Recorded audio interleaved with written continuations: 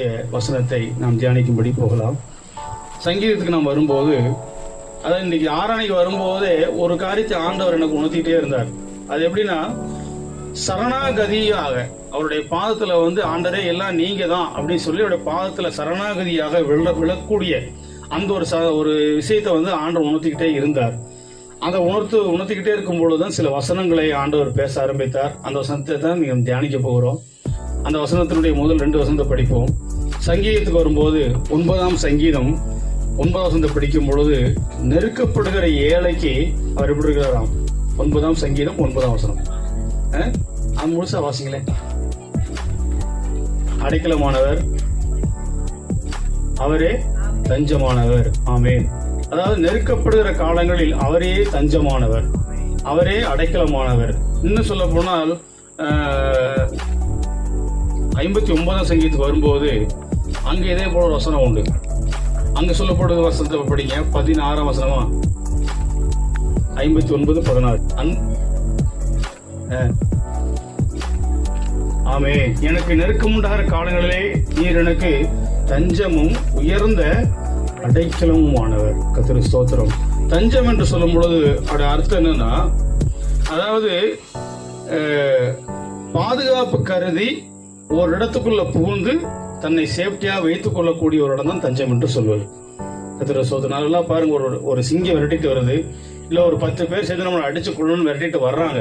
இப்படி வரும்போது அவங்களுக்கு மறைவாக இல்ல நம்ம தப்பித்துக் கொள்ள முடியாத ஒரு இடத்துக்குள்ள போய் நம்ம என்ன செய்யறோம்? நம்மளை அடைத்துக் கொள்ளுகிறோம், நம்மளை உள்ள கொண்டு போய் பாதுகாத்துக் கொள்ளுகிறோம். அதுதான் தஞ்சம் கொள்வது என்று சொல்வது. அதுபோலதான் கர்த்தர் நமக்கு தஞ்சமானவராக இருக்கிறார். கர்த்தர் நமக்கு ஒரு அடைக்கலமா இருக்கிறார். பாதுகாக்கக்கூடியவராக, நம்மளை அரவணைக்கக்கூடியவராக, நம்மளை அரவணைத்து பாதுகாத்து அதோடு நிறுத்தக்கூடியவர் அல்ல, அதுக்கு பிற்பாடு நம்மளை ஒரு ஆசீர்வாதமான வாழ்க்கைக்குள்ள நடத்தக்கூடியவராக இருக்கிறார். யார் யாரெல்லாம் நம்மளை விரட்டுறாங்களோ, யார் யாரெல்லாம் நம்மளை அசுத்தம் பண்றாங்களோ, அவங்களுக்கு முன்னாடியே தேவன் நம்மை ஆசீர்வதித்து நடத்தக்கூடிய ஒரு தஞ்சம் உள்ளவராக இருக்கிறார். கர்த்தருக்கு மகிமை உண்டாகட்டும். அப்படி ஆண்டவர் நெருக்கப்படுகிற காலங்களிலே அவர் நமக்கு தஞ்சம் உள்ளவராக இருக்கிறார். 1ஆம் சாமுவேல்ல வரும்போது ஒரு மனிதன் நெருக்கப்படும் போது அவன் எப்படிப்பட்டவனா இருக்கிறான்னா, பயம் உள்ளவனா இருக்கிறானா. கர்த்தருக்கு ஸ்தோத்திரம். பயம் உள்ளவனாக, அவன் ஒடுக்கப்பட்ட ஒரு நிலத்தில் தன்னை ஒரு தாழ்ந்த மனப்பான்மை உள்ளவனாகவே இருக்கிறானா. கர்த்தருக்கு ஸ்தோத்திரம். 1ஆம் சாமுவேல் 30ஆம் அதிகாரம், 1ஆம் சாமுவேல் 30ஆம் அதிகாரம் 6ஆம் வசனத்தை படிங்க. கூட இருக்கிறவங்கள கல்லறிறாங்க பாருங்க. இருக்கா? மிகவும் நெருக்கப்பட்டான் நிமித்தம் மனக்கிளேசமானதினால். பாருங்க, அவனோட நெருக்கப்படிப்பட்டதுனா இங்க பாருங்க, அவன் கூட தான் இருக்கிறாங்க, அவங்களுக்கு எல்லாமே அவன் தான் செய்கிறான். அவங்களுக்கு பாதுகாப்பு தருகிறான், அவங்களுக்கு வேண்டிய ஆகாரத்தை தருகிறான், அவங்களுக்கு என்ன எல்லாமே செய்யணுமோ எல்லாமே அவன் செய்து அவன் தான் ஆதரிச்சு வச்சிருக்கிறான். இப்போ அவங்களுக்கு ஒரு நெருக்கடியான ஒரு சூழ்நிலை வரும்போது உடனே இவன் என்ன செய்யறான்னா, கல்லெறிந்து கொள்ளணும் அப்படி என்று சொல்லி இவனுக்கு ஒரு உதவி வந்திருக்கிறாங்க. கர்த்தருக்கு மகிமை உண்டாகட்டும். நாம் அநேருக்கு உதவியா இருக்கலாம், ஆனா ஒரு சூழ்நிலை வரும்போது அவங்களையே நமக்கு உரமா என்ன செய்வாங்க? கல்லெடுத்து நம்மளை அடிக்கும்படியாக நமக்கு உரமாவே எழும்புவாங்க. ஏன்னா மனிதனுடைய சுபாவம் அப்படிப்பட்டது. கர்த்தருக்கு மகிமை உண்டாகட்டும். அப்படி ஒரு நெருக்கமான ஒரு சூழ்நிலை என்று சொல்லும் பொழுது, நம்ம யாருக்கெல்லாம் உதவியா இருந்தோமோ, நம்ம யாருக்கெல்லாம் பிரயோஜனமா இருந்தோமோ, நம்ம யாருக்கெல்லாம் ஒரு அக்கறை எடுத்து பொறுப்பா இருந்து நம்ம உதவி செய்யும்படியாக பிரயாசப்பட்டோமோ, அவங்களே நமக்கு விரோதமா எந்திரிக்கிறவ, நமக்கு விரோதமா கிரி செய்யக்கூடிய, நமக்கு விரோதமா பேசக்கூடிய, நம்மளை அழிக்கணும், நம்மளை விரட்டணும், நம்மளை துரத்தணும் என்று நினைக்கக்கூடிய ஒரு நிலவரம் தான் நெருக்கப்படுகிறது. அந்த சிலவத்தை பார்த்தீங்கன்னா நம்முடைய இறுதியம் உடைஞ்சிடும், நம்முடைய மனசு உடஞ்சி, இப்படிலாம் செஞ்சோமே, இப்படிலாம் பாதுகாத்தோமே, இப்படி எல்லாம் பார்த்துக்கிட்டோமே, இவங்களே இப்படி பண்றாங்களேன்னு சொல்லி நம்மளே உடஞ்சி கதறி எழக்கூடிய ஒரு இடம் தான் நெருக்கப்படுகிறதான நிலவரம். கர்த்தருக்கு மகிமை உண்டாகட்டும். யோபுல வரும்போது 15ஆம் அதிகாரத்துல 24ஆம் வசனத்தை படிங்க. பயங்கரமான கலங்க பண்ணக்கூடிய ஒரு இடம் தான் நெருக்கப்படுதல் சொல்லப்பட்டிருக்கிறது. இருக்கா? யோபுல 15ஆம் அதிகாரம் 24ஆம் வசனம் இருக்கா? இக்கட்டும் நெருக்கமான கலங்க பண்ணி, ஆமே, அந்த கலக்கமானது யுத்த ராஜாவை போல அவனை மேற்கொள்ளுமா. அதாவது அவனை அழிக்கக்கூடிய, அவனை ஒன்றுமில்லாமல் நிர்மூலமாக்கக்கூடிய ஒரு யுத்தத்துக்கு போயிட்டானா, எதிராளியை நெருக்கி அவன் எப்படியா அழிக்கணும் தான் பார்ப்பாங்க. நல்லா கவனிக்கணும். ஒரு யுத்தத்துல ஒரு ராஜா தனக்கு எதிராளி என்ன செய்வாங்க? எப்படியாவது அவனை அழிச்சு அவனுக்குள்ளதான் என்ன செய்யணும், அடைய வேண்டும் என்று சொல்லிதான் அந்த யுத்தத்துல போராடுவாங்க. அதுபோலதான் சில நெருக்கம் எப்படி இருக்குன்னா, நம்மளை அழிக்கணும், நம்ம வீட்டுல பிடிங்கிடணும், நம்ம ஒன்றுமில்லாம ஆக்கிடணும், நமக்குள்ளதை அவங்க எடுத்துக்கிடணும்னு சொல்லி என்ன செய்வாங்கன்னா, நமக்கு விரோதமாய் பிரச்சனை கொண்டு வருவாங்க, நமக்கு விரோதமா பிரச்சனை எழும்புவாங்க. இதுதான் நெருக்கப்படுகிற நிலவரம். சில நேரங்கள் நம்ம சில சூழ்நிலையில நம்முடைய பணம், நம்முடைய பொருள் நம்மளை கைவிட்டு போகக்கூடிய சூழ்நிலை நமக்கு வரும். கர்த்தருக்கு ஸ்தோத்திரம். அந்த இடம் தான் இது நெருக்கப்படுகிறதான நிலவரம். அந்த நிலவரத்துல பாத்தீங்கன்னா நம்மளுடைய கண்ணு கலங்கிரும், நம்முடைய சூழ்நிலைகள் எல்லாம் வேற மாதிரி இருக்கும். நம்ம யாரை நம்புறது, யார்கிட்ட போய் சொல்றது, எங்க போய் நம்ம யாரை தேடுறதுன்னு கூட தெரியாது. அந்த நேரத்துலதான் நமக்கு தஞ்சமா இருக்கவர் கர்த்தர். அந்த நேரத்துலதான் நமக்கு தஞ்சமா இருக்கிறவர் யாரு? கர்த்தர். அந்த கர்த்தரத்துல தஞ்சமாய் வரும்போது இந்த மாதிரி யாரு நம்முடைய சொத்தை பிடுங்கணும், நம்முடைய பொருளை பிடுங்கணும், நம்மளை ஒன்றுமில்லாமல் ஆக்கணும், நம்ம கிட்ட இருக்கிறதெல்லாம் பிடிக்கும் நினைக்கிறாங்க பாத்தீங்களா, அவங்களுக்கு எல்லாருக்கும் விலைக்கு ஆண்டு பாதுகாத்துருவார். அவங்களால ஒன்றுமே செய்ய முடியாது. இரண்டாவது, எதை பிடுங்கணும் அழிக்கணும்னு நினைக்காங்களோ அதையே ஆண்டு பல மடங்கு பெருக பண்ணிடுவார். அதுலயே நம்மளை ஆண்டு ஆசீர்வாதத்தை உயர்த்திடுவார். என்னடா இப்படி நினைச்சோம், இப்படி நிக்காங்களே அப்படின்னு என்ன செய்வாங்க, அவங்க ஆச்சரியப்படக்கூடிய அளவுக்கு தேவன் அதை மாற்றுவார். இப்படி ஆண்டவர் நடத்தின 3 பேரை குறித்து நாம் பார்க்கலாம். கர்த்தருக்கு ஸ்தோத்திரம். படிங்க, ஏசாயா 63ஆம் அதிகாரம் 9ஆம் வசனத்துல படிக்கும் போது நடக்கிறது என்னன்னு படிக்கலாம். 63ஆம் அதிகாரம் 9ஆம் வசனம். ஏசாயாவுல நெருக்கத்திலும் அவரும் நெருக்கப்பட்டார், அவர்களை ரட்சித்தார், அன்பு நிமித்தம் பரிதாபத்து நிமித்தம் அவர்களை மீட்டு தூக்கி சுமந்து வந்தார். நாம நெருக்கப்படும் போது அவர் நம்மளோட தான் நெருக்கப்படுகிறார். ஆண்டவர் சாதாரணமானவர் அல்ல. அவர் ஒரு மேலானவர். நம்முடைய தாய் தகப்பன், நம்முடைய பெற்றவங்க, நமக்கு பிறந்தவங்க, இவங்க கூட நம்ம நெருக்கப்படும் போது விலகி போயிடலாம், விட்டு விலகி போயிடலாம். இது எனக்கு தெரியாது, இதுல போய் நான் சம்மந்தப்பட முடியாது, இதுல நான் தலை கொடுக்க முடியாது அப்படின்னு விலகி போயிடலாம். கர்த்தர் விலகிறவர் அல்ல. நாம நெருக்கப்படும் போது அந்த நெருக்கத்துல அவரும் அந்த நெருக்கத்தோடு என்ன செய்கிறார், நெருக்கப்படும்படி அவர் நம்மோடு தான் இருக்கிறார். நாம கண்ணீர் விடும் போது அந்த கண்ணீருக்கு மத்தியில் அவர் இருக்கிறார். அதை நம்ம என்னைக்குமே விசுவாசிக்க வேண்டும், அதை என்னைக்குமே நாம் தரிசிக்க வேண்டும். கர்த்தர் என்னோடு இருக்கிறாங்கிற நம்பிக்கையில் நாம் உறுதியா இருக்க வேண்டும். அந்த உறுதியோடு இருக்கும்போது அவர் எப்படிப்பட்டிருக்கிறார் என்றால், கர்த்தரிடத்துல வந்த உனக்கு நிறைவான பலன் கிடைப்பதா. எங்க இருக்கு படிங்க, 2ஆம் அதிகாரம் 12ஆம் வசனம். 2ஆம் அதிகாரம் 12ஆம் வசனம். ரூத்துங்க, எஸ்தர்கிட்ட போயிடாதீங்க.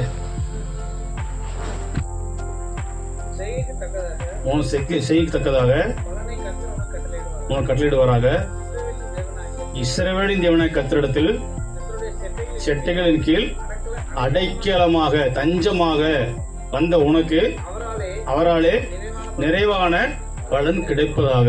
அவரிடத்துல தஞ்சம் வரும்போது ஆண்டவர் அந்த சூழ்நிலை நம்மளை பாதுகாக்கக்கூடியவர் மட்டும் அல்ல, எந்த சூழ்நிலையோடு நாம் வர்றோமோ அந்த சூழ்நிலையை அப்படியே ஆண்டவர் மாற்றிடுவார். நிறைவான பலனுள்ள ஒரு நபராக தான் ஆண்டவர் நம்ம என்ன செய்வார், அவரிடத்துல இருந்து வெளியே கொண்டு வருவார். கர்த்தருக்கு ஸ்தோத்திரம். உள்ள வந்துட்டு அப்படியே வெறுங்கையோடு தேவன் நம்ம திருப்பி அனுப்பக்கூடியவர் அல்ல. என்னிடத்துல வருகிற ஒருவனையும் பொறும்பை தள்ளுவதில்லை, என்னிடத்துல வருகிற ஒருவனையும் என்ன செய்வதில்லை, பொறும்பை தள்ளுவதும் இல்லை, வருகிற ஒருவனை வெறுமையா நான் அனுப்புவதும் இல்லை. கர்த்தருக்கு ஸ்தோத்திரம். அது சொல்லப்பட்டிருக்கிறது, அவரிடத்தில் அடைக்கலமாய் வந்த உனக்கு நிறைவான பலன் கிடைப்பதாக. அப்ப நாம் யாரத்துல வருகிறோம், இஸ்ரவேலின் தேவனாய் கர்த்தர் எனக்கு தஞ்சமானவர், எனக்கு அடைக்கலமானவர், அவரிடத்துல நான் போனால் அவர் என்னை கைவிட மாட்டார், என்னை விலக மாட்டார், என்னை ஆண்டவர் குறைவோடு அனுப்ப மாட்டார் அப்படிங்கிற நம்பிக்கையோடு அவரிடத்துல வரும்போது அவர் நிறைவான பலனோடு நம்மை திருப்பி அனுப்புகிறார். கர்த்தருக்கு ஸ்தோத்திரம். இதுல நீங்க ரூத்தை பார்த்தீங்கன்னா எங்கிருந்து வர்றா, வேற தேசத்துல இருந்து தான் மாமியாரோடு வருகிறார். கர்த்தருக்கு ஸ்தோத்திரம். இப்ப நம்ம எங்கிருந்து வந்தோம், பாவத்திலிருந்து, உலகத்திலிருந்து, அக்கிரமம் நிறைந்த வாழ்க்கையிலிருந்து நம்ம இயேசு கிறிஸ்துவிடத்துல வந்திருக்கிறோம். ரூத் எப்படி அங்கிருந்து இங்க வந்தாலோ இதே போலதான் நம்ம ரட்சிப்புக்குள்ள இயேசு கிறிஸ்துக்குள்ள தஞ்சமாக அடைக்கலமாக வந்திருக்கிறோம். நம்ம இக்கட்டுகளில் விலகும்படியாக, வியாதியிலிருந்து சுகமாகும்படியாக, பிரச்சனையிலிருந்து ஆண்டவர் விடுதலையாக்கும்படியாக, பல நெருக்கமான சூழ்நிலையிலிருந்து அதிலிருந்து விடுதலையாகும்படியாக தஞ்சமாக அடைக்கலமாக இயேசு கிறிஸ்துவிடத்துல வருகிறோம். ஆண்டவரிலிருந்து விடுதலையாக்கக்கூடியவர் மட்டும் அல்ல, நிறைவான பலனோடு நம்ம நடத்தக்கூடியவர். அப்படி ரூத்து வரும்போது பாத்தீங்கன்னா கணவன் கிடையாது. யார் கிடையாது? கணவன் கிடையாது. ஒரு சந்தோஷமான நிறைவான வாழ்க்கை அவளுக்கு கிடையாது. சொந்த வீடோ இடமோ சொத்தோ சுகமோ எதுவும் கிடையாது. தனக்கு தெரிஞ்சவங்களோ உற்றாரோ உறவினரோ யாரும் கிடையாது. எதுவுமே இல்லாம கர்த்தரை மாத்திரம் பிடித்துக்கொண்டு தன் மாமியாரோடு வருகிறாள். நீ மரிக்கும் இடத்தில் நானும் மரிப்பேன், உம்முடைய தேவன் என்னுடைய தேவன். இந்த 2 வார்த்தையுடைய வாயில வருகிறது. உம்முடைய தேவன் என்னுடைய தேவன், நீ மரிக்கும் இடத்தில் நானும் மரிப்பேன். இந்த 2 வார்த்தை தான். அதான் சொல்லப்பட்டு இஸ்ரவேலின் தேவனான கர்த்தரிடத்தில் அடைக்கலமாய் வந்த உனக்கு அவராலே நிறைவான பலன் கிடைப்பதாக. அப்ப வந்து அவளுக்கு முதலாவது புருஷனான அல்ப வயசுல செத்து போயிட்டான். ஆனா கர்த்தரிடத்தில் அடைக்கலமாய் வந்த பிற்பாடு அவனுக்கு கிடைத்த புருஷனானவன் மரண வரையும் அவளோடு வாழக்கூடிய நித்திய ஜீவனுள்ள ஒரு புருஷனாக இருந்தான். கர்த்தர் ஸ்தோத்திரம். நிறைவான ஒரு மன வாழ்க்கை அவளுக்கு கிடைத்தது. சாதாரணமானவர்கள் நம்முடைய ஆண்டவர் அவர் கொடுத்தால் நிறைவாதான் கொடுப்பார், குறைவாக அவர் கொடுக்கக்கூடியவரே அல்ல. இரண்டாவது ஒரு வாழ்க்கை கிடைக்கிறது, அந்த வாழ்க்கை நிறைவான வாழ்க்கை. கர்த்தர் ஸ்தோத்திரம். இரண்டாவது வந்த ஒரு பாடு, ஒரு நேர சாப்பாட்டுக்கு வழி கிடையாது. ஒரு நேர சாப்பாட்டுக்கு வழி கிடையாது. பெருக்கி சாப்பிடலாம் அப்படின்னு தான் ஒரு தோட்டத்துக்கு போகிறார். கடைசியில பாருங்க, அந்த தோட்டத்துக்கே உரிமையாளராக மாற்றுகிறார். அப்ப எவ்வளவு பெரிய பலன் அவளுக்கு கிடைக்கிறது, எவ்வளவு பெரிய ஒரு ஆசீர்வாதத்தை அவளுக்கு வைக்கிறார். கர்த்தர் ஸ்தோத்திரம். வஸ்திரத்துக்கு வழி இல்லை, ஆனா அவனுடைய பெட்ஷீட்டுக்குள்ளேயே ஆண்டு மூடி அந்த முழு சுதந்திரத்துக்கும் போய் அவளை மாற்றுகிறார். சொந்த இடம் கிடையாது, சொந்த வீடு கிடையாது, பெரிய வயல்வெளி நிறைந்த ஒரு வாழ்க்கை, நிறைவான ஒரு கணவனோடு சேர்ந்து வாழக்கூடிய ஒரு அற்புதமான ஒரு வாழ்க்கை. இதுதான் கர்த்தர் தரக்கூடியது. அவன் சாதாரணமானவன் அல்ல, அவன் கர்த்தர் பயப்படுகிறான். அப்படி கர்த்தருக்கு பயந்து நடக்கக்கூடிய ஒரு தேவபயமுள்ள ஒரு மனிதனை அவனுக்கு வாழ்க்கை துணையாக தருகிறார்.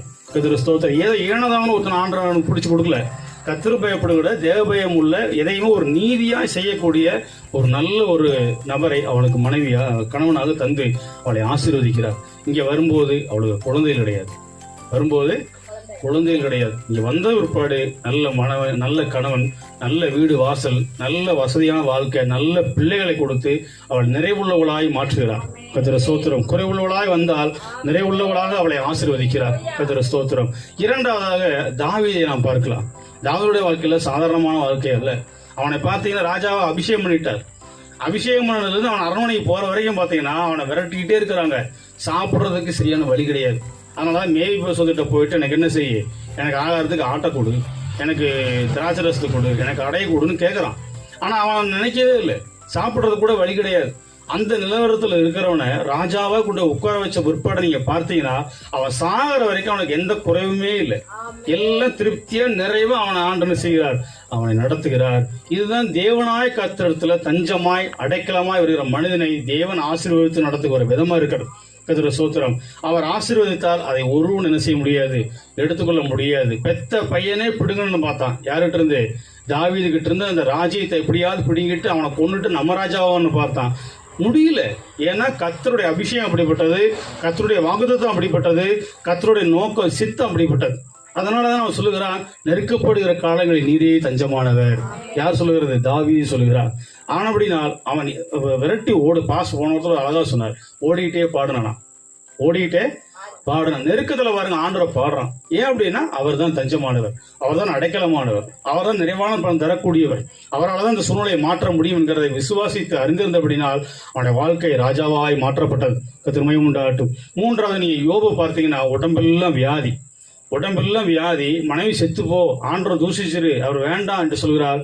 செத்தாலும் என்ன செய்ய மாட்டேன், நான் அதை செய்ய மாட்டேன் என்று அந்த அடைக்கலத்துக்குள்ள தன்னை புகுந்து கொடுக்கிறார். உடனே ஆண்டவர் என்ன செய்கிறார், அந்த விசுவாசத்தை கனம் பண்ணுகிறார். விசுவாசத்தை அற்பமா எண்ணுகிற ஒரு ஆண்டவர் அல்ல, அவர் கனம் பண்ணுகிறவர். வியாதியை மட்டும் சுகமாக்கல, இழந்து போன அந்த சொத்துக்களை மட்டும் திருப்பி தரல, பிள்ளைகளை கொடுக்கிறார். பிள்ளைகளை கொடுத்து அவனை ஆசீர்வதிக்கிறார். முன்னிலைமையும் பின்னிலைமையும் ரெட்டிப்பாருதான், மிகுந்த ஆசீர்வாதமா இருந்ததுதான்.